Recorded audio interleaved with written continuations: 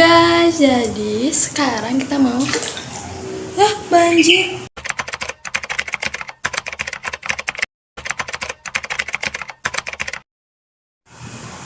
Oh my god guys, di rumahku ada banjir dong.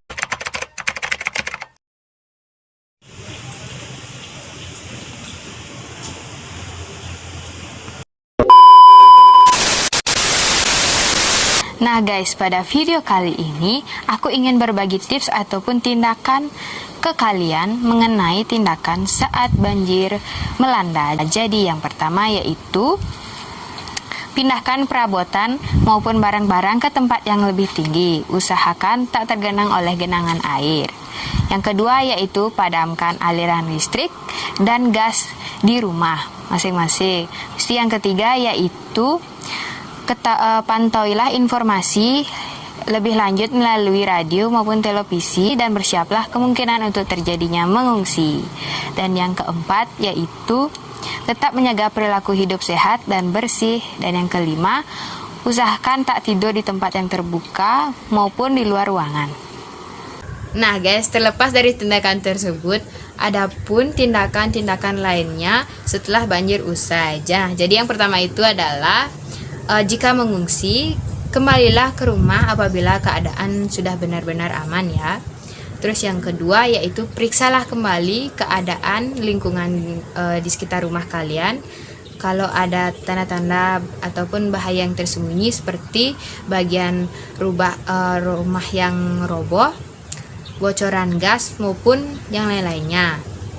Dan ingat teman-teman, gunakan selalu alas kaki dan mulailah membersihkan lingkungan maupun area di sekitar rumah kalian.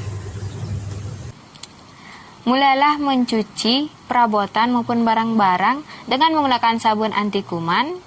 Selalu perhatikan kebersihan dan kesehatan diri serta lingkungan agar terhindar dari berbagai penyakit. Dan selalu pantau mengenai tingkat kecenderungan air apakah terus meningkat maupun menurun. Nah, apabila hujan tidak kunjung usai maupun tingkat kecenderungan air terus meningkat, dan segeralah pergi ke tempat yang lebih aman maupun tempat yang sudah disediakan oleh pihak setempat. Oke guys, karena tadi teman aku udah ngasih tips-tips dan tindakan-tindakan yang harus kalian lakukan ketika banjir ataupun sesaat banjir. Jadi di sini aku bakal ngasih tips buat kalian yang tinggal di daerah yang rawan banjir atau berpotensi banjir. Jadi yang pertama harus kalian lakukan adalah membuat denah atau area lingkungan yang rawan terjadi banjir. Misalkan tuh kayak gini. Buatlah dan tanyakan informasi-informasi kepada orang dewasa yang ada di sekitar kalian. Kemudian beritahukan kepada orang-orang di sekitar kalian dan diskusikanlah penanggulangan yang harus dilakukan. Misalkan nih kalau membuat selokan yang baru ataupun membersihkan selokan.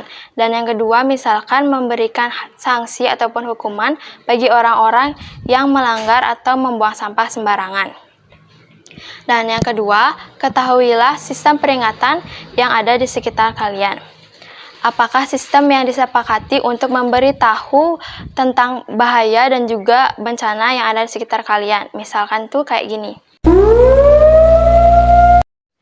Yang keempat nih, pahamilah tanda-tanda terjadinya banjir dan waspadailah hal itu. Misalkan hujan yang terus-menerus dan lebat, selokan air yang meluap, ataupun ketinggian air dam yang melebihi batas normal.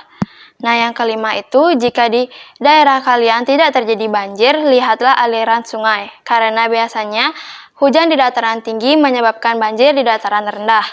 Nah yang keenam, lindungilah surat-surat penting seperti sertifikat tanah, akte, KK, ataupun yang lainnya, dan pikirkanlah cara-cara untuk menyelamatkan barang-barang penting kalian. Serta pikirkanlah bagaimana cara melindungi diri dan juga keluarga ketika terjadi banjir.